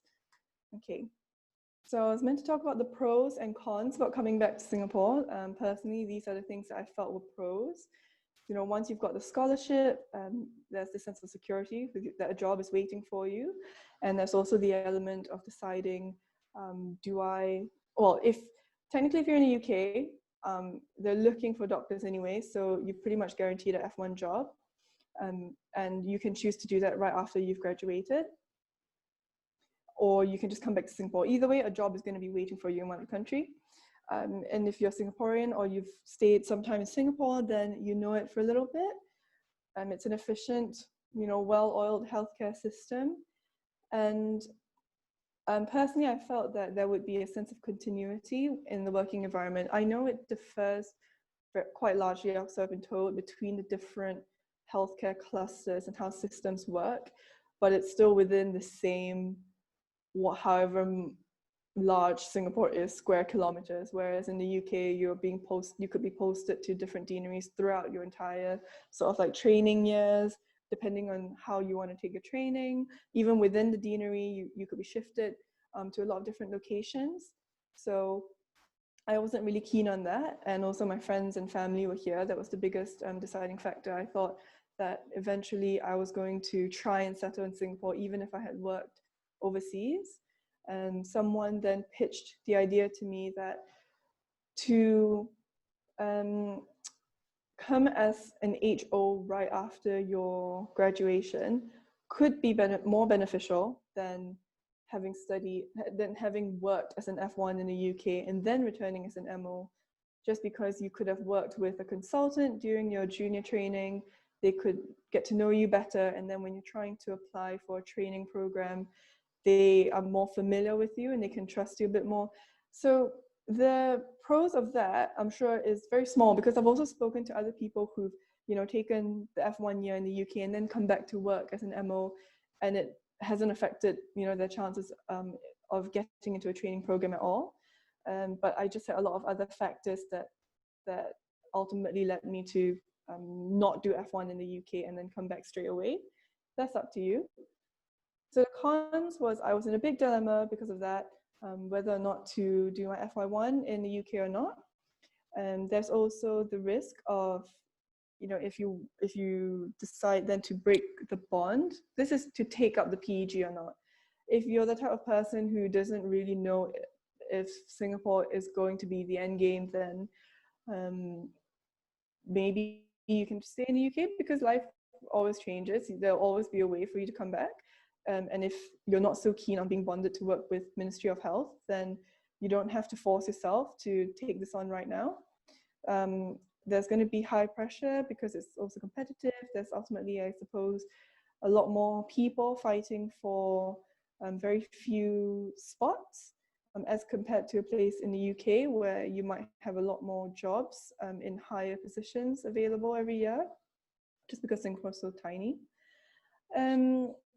Question for you, do you want to work in SG? A way to help you with that decision is to talk to current doctors, which you are doing now from this talk as well. But also, keep asking, keep searching. They're always, happy to help based on my experience. And finding out more about the training programs and career progression, which I'm sure this talk has also helped you with that. And also really look into the lifestyle of the doctors who are in that training program or in that position. That is what will keep you going at the end of the day. I really enjoyed my lifestyle in Singapore as opposed to the UK, which is why I decided to come back, even though I was aware of higher pressures at work and more taxing work hours, for example. What does your family want for you as well? I mean, sometimes you're going to reach an age where your family means a lot to everybody if you're close to your family. So for me, I used to think, my parents they'll encourage me or be supportive if I decide to stay in the UK, but part of me also knew that I wanted to come back to support them, which is why I then decided to prioritize that. And it just depends on what stage of life you're at, and priorities change all the time. So you never know. It's not a bad thing if you don't take it up right now. So I shared a bit about my personal experience with the PEG. I had an unsuccessful first attempt, and the important thing is, don't be disheartened when that happens. There were very clearly a lot of people applying at each year. And also I was aware that there was quite a lot of backlog from previous years that were not successful as well. So when they reapplied, those spots also went to them. And it really took someone from a more junior year to really shine and for them to decide, okay, we're going to offer you a job right here, right now. And sometimes you're not successful, not because you're not good enough, it's just because you don't have that extra year of experience to grow or develop in some area. And I think that was really apparent for me. During my first interview, I was very nervous. I was very sort of keen to prove myself, and I was cracking under the pressure. So I don't think they liked that. But the second year, I was more confident, and the reality, I told myself about the reality that, you could not, there's a possibility you couldn't get this. So just stay calm. There's nothing you can do at this point to change it. And that actually worked when you're more familiar with, being able to let go of the idea that you might not get it, and you become a bit more calm. That also translates into a more, how do I put it, confident person. During my interview, I think I was. Based on my personal statement, I wrote mostly about my connection to Singapore and contributing back to the community. And I think I personally am interested in geriatrics and family medicine. So that's also a direction that Singapore is going. And they probably saw, we're going to need more doctors in that area, and this person is interested, so she could be a good candidate. I remember there was a book that I read about Singapore before my interview, which did not help for the interview at all because there was nothing medical about it, but it really projected where Singapore was going in 10 years. And there was a book that I Googled as well. I can't remember what the title was, but it was written by, I think, a British person, and he studied Singapore and where it's going in 10 years. And if you Google something like that, you're bound to get it. There's a PDF of it online. When I find it, I can email it to Amanda and she can send it out to you guys. On the interview day, so I think yours would be in London, unless they have one closer to Cardiff, or they actually go to Cardiff, I'm not sure. How it goes is they'll rent a conference room in a hotel, and you just walk up to them. There'll be the admin staff to take your name off, and it's quite, apart from the fact that you're going to take a really, you know, taxing interview, it's quite relaxed. Like, you know, say hi to people, mingle, talk to them, and you realize everybody's in the same boat. And you can share your experiences as well. So I also spoke to some people who weren't successful the first time and they're back here. And the admin staff were really friendly, really encouraging. And I'll be honest, the first time I went, and I probably knew deep down inside that I couldn't make it for the interview. And I think the admin staff has a way of telling as well, like how you come out of your interview and what the vibe is like. And they just talk to you like quite as a matter of fact, you know, it's nothing to be afraid of. They're just like, oh, if you're not successful this year, then we'll just see you next year, and you can do this and this. Or they signposted me to a few, I think it was SMS UK, which I was already part of. They said like, oh, there are people who can help you through this interview process as well. And and they were really nice. So don't be too intimidated if when you're there at the interview stage. And finally, what really helped me understand the interviewers and what they were looking for is I joined or participated in a society that helps sixth formers, so people who are like finishing JC, who want to enter medicine, and we conducted mini interviews for them. So I sat in the seat of a mock interviewer and I was asking the questions. And that really helped me understand what interviewers would be looking for. So if there's any society, I think this was called MedReach, if there's anything similar for you, or if you just have a friend who's interested in joining medicine, you know, talk to them about why they want to join it. You'll suddenly realize that you're going to pick up on a few habits and things people say to understand their perspective of what they think the job is like, and then you can tell like, oh, actually I identify these qualities help me trust the person to be a doctor more. Or you can also think about, you know, when you go to the hospital, what kind of doctor you want to meet. Just think about those values and try to embody them in your interview, and then you start to see where the interviewers are coming from. So that was part of the take-home message. Having to apply more than once is perfectly normal. And also in this profession, we're going to go through so many tests, so many interviews. You're bound to have to keep trying for one of them. I checked the website regularly for the application date to open. An important bit is when the application is open, you'll have a total of 4 weeks to fill it all in. It's an online form. You start off with your regular name, date of birth, blah, blah, blah.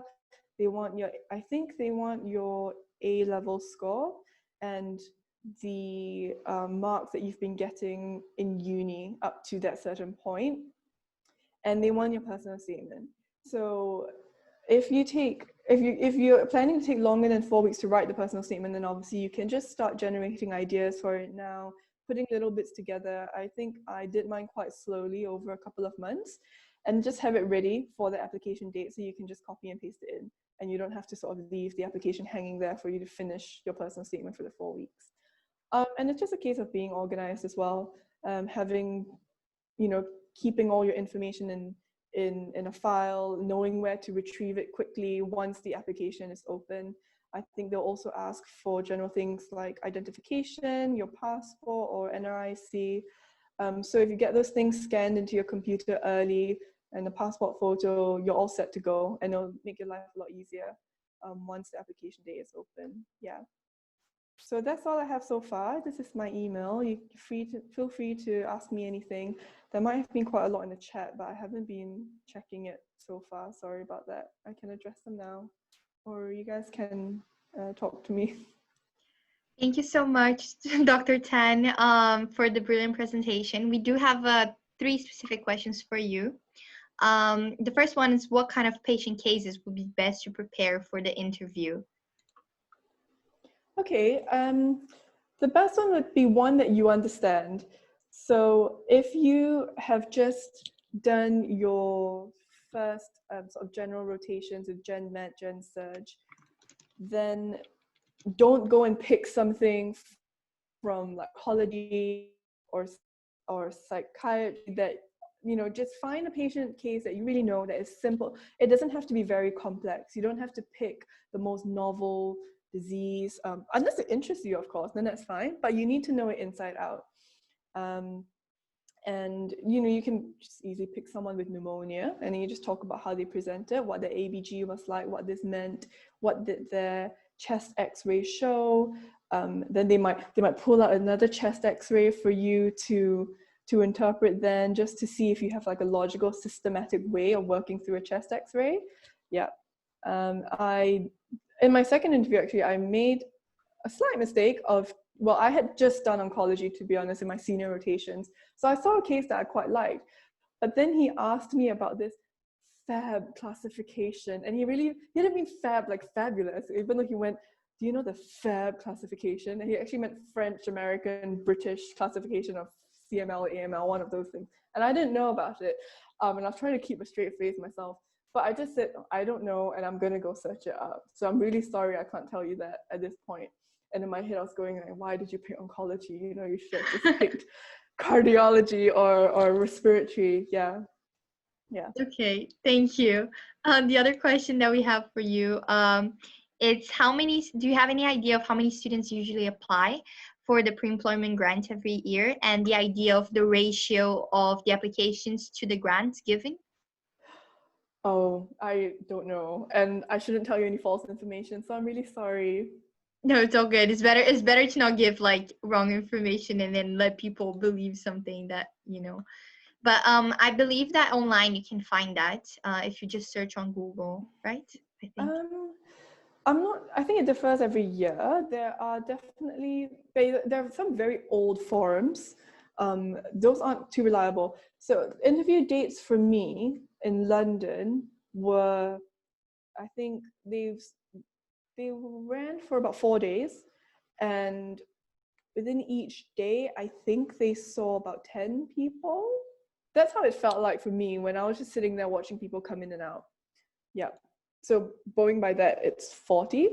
And in my cohort, but this is not too reliable because I'm just trying to think, in my cohort, people who are entering in September with me, there are about 30 of us, but not everybody would be a pre-employment grant holder, I believe.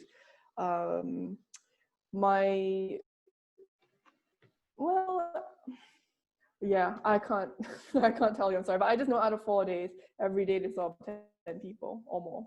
Yeah. No, that's perfect. And the last question specifically for you is just because you're going to Singapore this year, you know, you just finished university.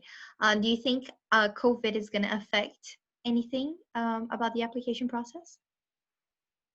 Well, it has slowed admin down, understandably. So in terms of numbers of doctors they'll accept, I don't think it will greatly reduce the numbers of people they'll take in at all, just by logical sense, unless they really don't have the staff to handle such numbers. But that's also very sort of short-sighted thinking. So I don't think Singapore will take that technique. What I've been told is once you have entered to start work as an HO, they'll try and keep you within the same healthcare group during your rotation. So if you're in Sing Health, you stay within the Sing Health hospitals.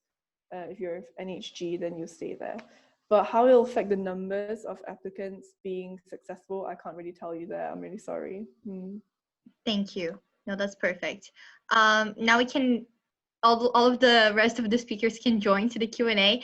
And if anyone has, I know that all of the doctors, and thank you so much for this, have been answering the questions on the chat box. If any of your questions haven't been answered, just drop them down now. This is your last chance to get them answered. And thank you so much for answering them, by the way, on the chat box. If I can ask all of the speakers to just drop down on the chat box their contact or social media, so that if participants can, you know, follow what you do, or like get some more information. If you're able to share that, that would be wonderful. Also, I have a question from earlier that hasn't been answered, and I don't know if all of the doctors would know this. But Asmita asked, what is the meaning of work education portfolios, which is part of the IMG application? If any of the doctors know that, they can answer.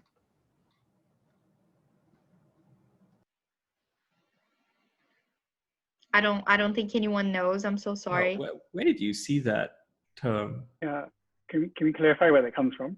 Yeah, Asmita, if you can just like drop down in the chat just to, it was on one of the slides. Our slides?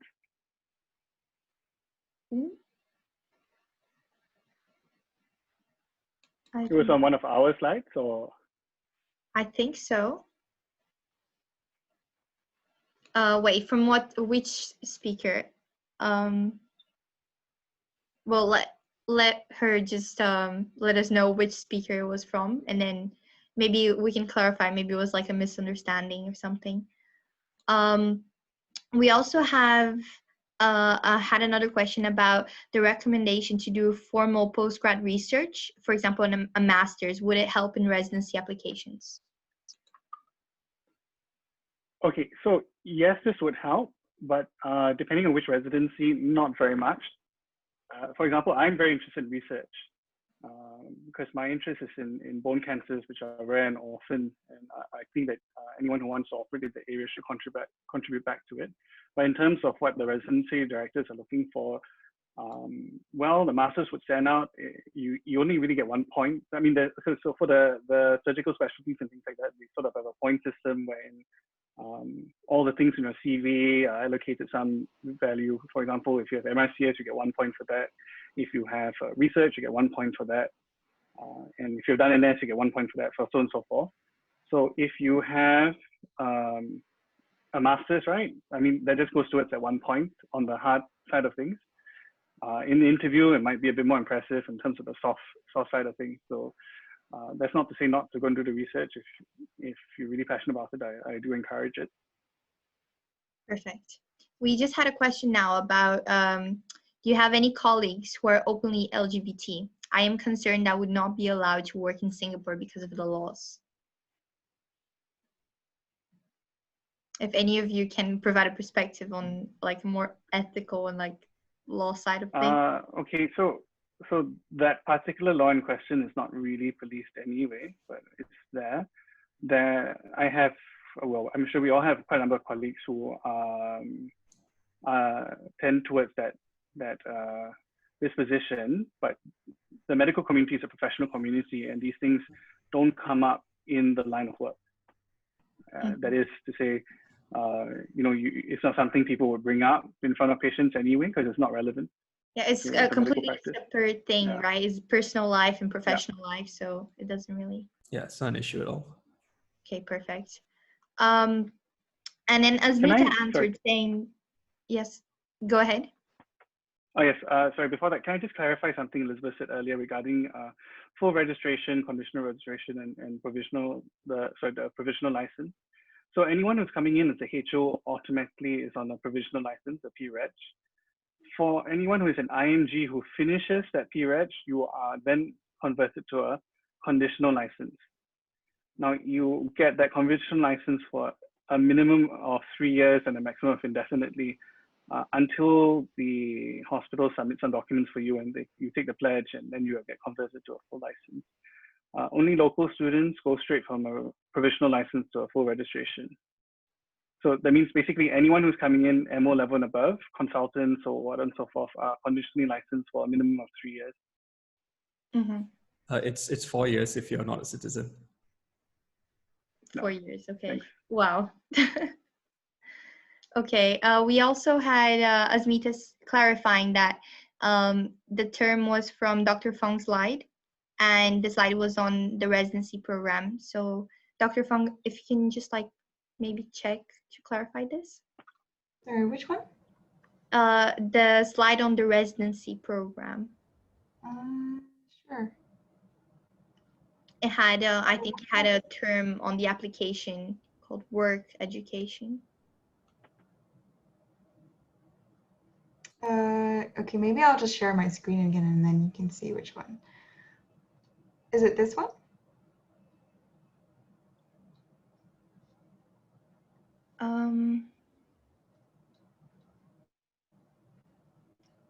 Yes.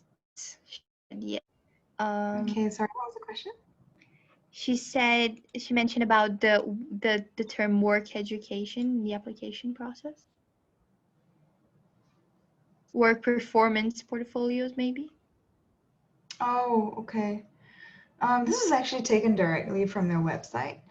I'm not exactly sure what they mean by educational and work performance portfolios, and I don't want to give you the wrong answer, but I think it probably just means how you've been doing at work.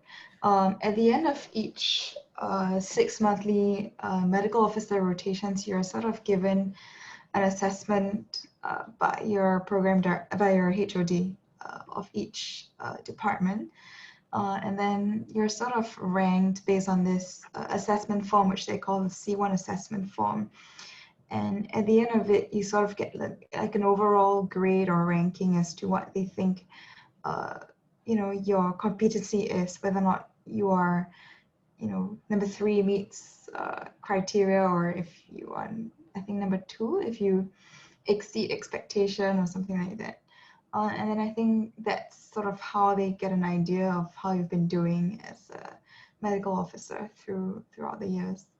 And I think the educational bit probably refers to, maybe your MRCS and your, or MRCP, or any exams that you've taken post-grad, and also probably a little bit about where you graduated for undergraduate. But I've never actually applied for the residency program, so I'm not entirely sure. I can probably jump in here. Oh, sorry, David, you want to go ahead? I was just going to say that basically this is your CV, and when you apply for residency, the way you upload your CV is not in a document form. There's this on the MOH side of things, they will ask you to put in certain things, for example, your education, your medical school grades, your postgraduate exams that you've done, then what rotations have you done, what research have you done. So that's basically it. It's just your CV. So that affects the MOH side of things. On the internal side of things, that's another matter. Most of the time, they will ask you to submit a CV, and for the competitive specialties, usually the bosses have already gotten to know you by then. Now, Kuganesh? I was going to say the same thing. It's basically a CV, so you've covered it already. Perfect. Yeah, hope we got that clarified. We got a question about mental health. If they need to declare their condition if they want to work in Singapore as an HO or MO. Okay, I have some personal experience with that because I had depression previously and I put it down, and I honestly really regret doing that. So basically, on top of everything else, then you will need to visit a psychiatrist in Singapore or somewhere to get a certification that you're fit for work. And every year, then they're going to review that. So you have to go back to the psychiatrist to get a yearly medical report saying that you're fit to work. And then when you are ready for full registration, you need to be certified by 2 psychiatrists that you have been in remission, therefore can work as a doctor. It's not really discrimination. It's more on the legal side to cover the backside to make sure that things don't happen. But in terms of mental health care, I think it's gotten much better, really gotten much better over the years. There's a lot of counseling, there's a lot of avenues for people to talk. Especially COVID has tried to bring up some of those mental health things as well. Don't know if any of the rest have anything to say. For those who are going to declare, personally, I regretted it. I'm not going to tell you not to declare. Okay. Thank you so much, Dr. Young, for sharing your experience, your personal experience as well. We got a question about Friday's QI audit idea mentioned by Dr. Kuhanesh. How do you quantify what unnecessary bleeps are in the audit? Oh, sure. So the Friday's checklist was made by Lewisham University Hospital. And I think the idea is that if you think about the common things that the day team should have done prior to leaving the hospital, things that you should not be bleeped for overnight. So it's things like prescription of painkillers for someone who's in pain, IV fluid for someone who's nil by mouth, warfarin prescription, because back then at least warfarin used to be given at 6 p.m. I'm not sure if it's still the same in the UK.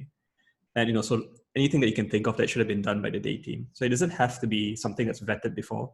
If you want to make your own list and say, I think these are the things that people should not be bleeped for overnight, and then make a checklist, implement a checklist, and then see if it works. So you can say it's a pilot study instead to see the efficacy of your own checklist.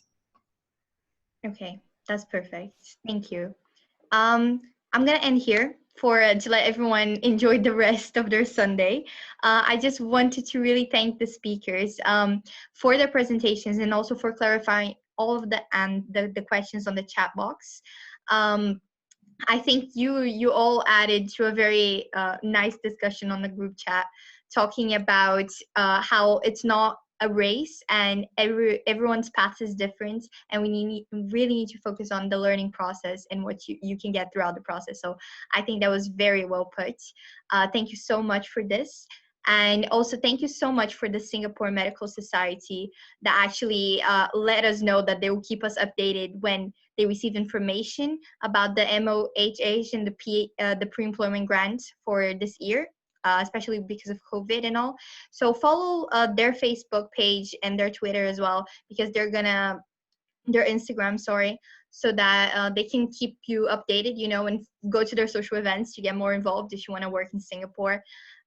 Once again, thank you so much for all of the speakers. And important thing, we are going to be sending feedback forms after this webinar is done. And if you want to get priority for our next webinar on next Sunday, which is Hong Kong, you should fill out the feedback form, because it's going to give you 30 minutes priority. And as you all know, these webinars get very full very quickly. So it's important that you sign up early. So I would encourage you all to just fill out the forms when they're sent to your emails. And yeah, I just wanted to thank everyone. Chips is very happy and delighted to have you all here with us, both the speakers and the participants, and hopefully everyone got a lot out of it. Thank you also to Nadia from the Singapore Medical Society for all of your support and your time in helping us and putting this webinar together. And thank you to all of the participants for being here. Hopefully you have a nice rest of your Sunday. Thank you, everyone. And if I can ask you all of the speakers and also Nadia to just stay back because we're just gonna have a little talk after, if that's fine. Thank you. And everyone can leave now.